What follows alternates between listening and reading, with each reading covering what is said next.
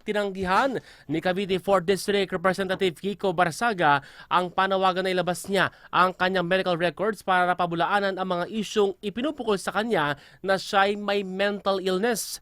Gate po ni Barsaga, confidential ang mga record na ito at maaari lamang magpalala ng usapin.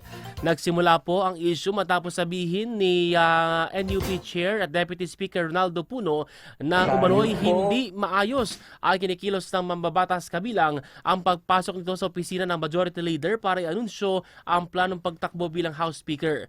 Bunsod po niyan, maghain ng NUP ng motion sa House Ethics Committee para imbestigahan ang posibleng paglabag ni Barsaga sa ethics at conduct ng Kongreso.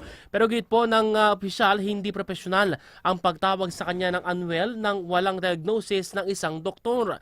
Nanindigan po siya na wala siyang seryosong karamdaman at nananatiling fit sa serbisyo.